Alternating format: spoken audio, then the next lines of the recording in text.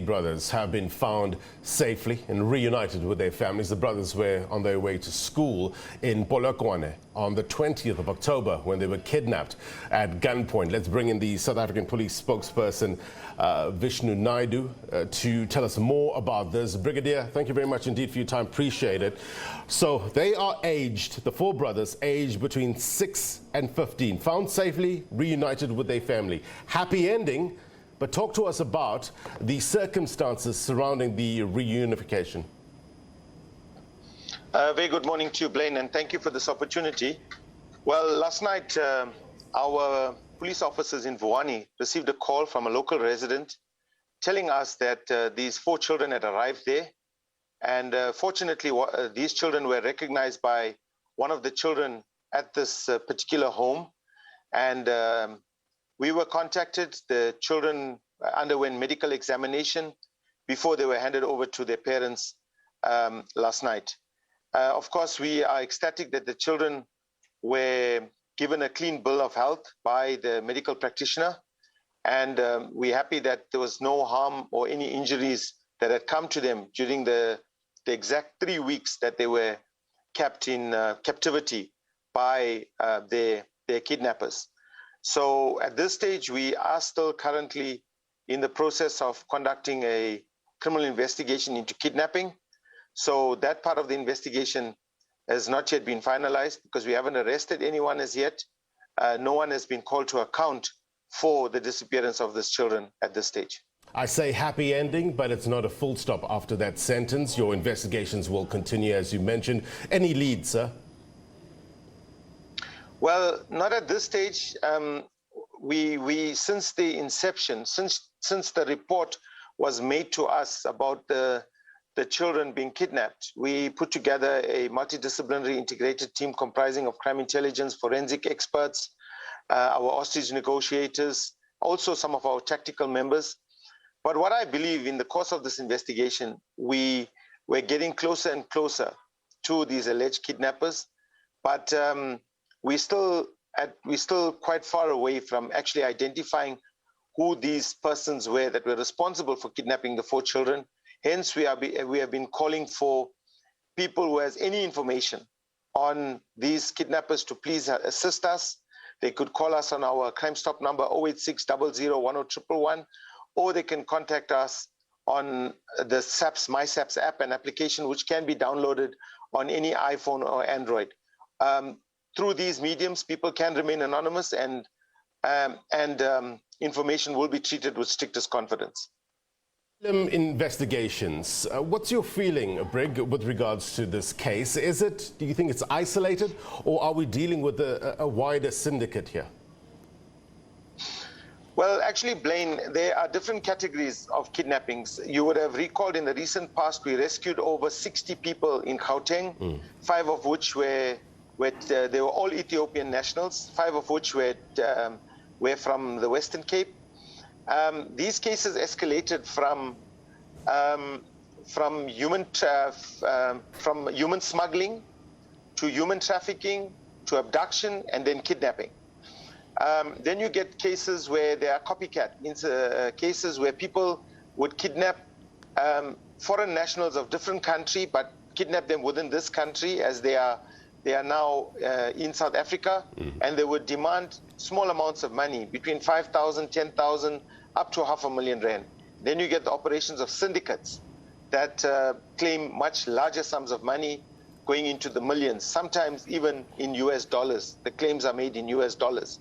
So those are the work of syndicates. In this particular case, we cannot say exactly who's responsible for the kidnapping because nobody has claimed responsibility. Generally, you don't get people that claim responsibility for kidnapping and abduction cases. It is up to us to try and trace and arrest those and establish the motives behind these kidnappings. More often than not, we know it's for self-enrichment, but sometimes there could be other sinister motives. In this particular case, I cannot go into the details. We do have some information that we're working on. Unfortunately, I cannot go into the details of that, as I fear it might compromise the little information that we have at this stage. Your statement says that the boys were dropped off at a local resident's home. This person that called in, called the police, do they form part of the investigation, or is it just a random person where the boys were dropped off at? The boys were actually dropped off on a road, and the children walked to the closest home they could find. And that's where the call was made from. The children were not dropped off at the home per se. I think that particular family has done a huge service to us and the family by calling the police immediately and informing us of the children's whereabouts. Help us understand the terminology, Brig, with regards to the difference between a kidnapping and an abduction. In this particular case, was there any ransom asked for the boys? Well, let me first go into the matter of kidnapping and abduction. They both have their own definitions. They both are crimes. For the purposes of satisfying a crime of abduction, there must be a person under the age of 18 that's removed from the parents' or guardians' custody for the purpose of marriage or sexual intercourse. Now, those elements of the crime must be satisfied for it to be an abduction. Whereas in kidnapping, it can be any person, a child or an adult, for the purpose of a ransom. So there must be a ransom demand made. In this case, we have no indication at this stage whether there was a ransom demand made. After the children was found, as I've indicated in my statement, we haven't spoken to the children as yet. Neither have we spoken to the family, and I think one would appreciate that the children have been through a very traumatic period over this last 3 weeks. So we're giving them the time and space to reunite properly with their family. And then we would use, through the services of both our forensic as well as our clinical psychologists, we will look for an opportunity when we can interview the children. But this has to be done as soon as possible, because the first few hours after the children being found are very critical, as whatever's happened should remain fresh in their memory, and that possibly could assist us in successfully concluding these investigations. Help us understand, or help us clear up any misunderstandings with regards to reporting a missing person. Seems to be a general misunderstanding in terms of the time period, as and when you can report. My understanding that there's no time period that you need to wait in order to report a missing person, correct? No, absolutely correct. There's no time period. There's no such thing as a 24-hour period. We have made this very clear. We have sent out national instructions on this to all our police stations in the country. If a parent, guardian, sibling, relative, anyone feels that a family member or a friend or a relative cannot be found even within the shortest space of time, and they believe that there could be something sinister related to that, they can come in and report. They don't even have to believe something sinister.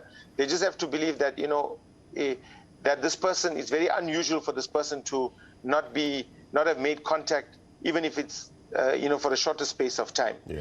They can come in and report it. There has to be that reasonable suspicion, and police cannot turn anyone away should they have that suspicion that somebody in the family or friend or relative has gone missing. All right, value added, no doubt. Thank you very much indeed, Brigadier Vish Naidoo, for your time. Be well.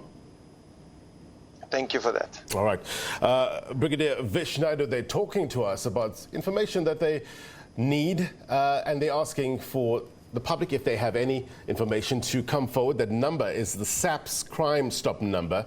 We'll try to put it up a little later on, but it's 08600 10111. 08600 10111, or via My SAPS app. That's MYSAPS app. My SAPS app. All those information will be treated with the strictest of confidence, and callers may remain anonymous. Please, if you have any information with regards to that, do contact the police as soon as you can. Quick break. More news next.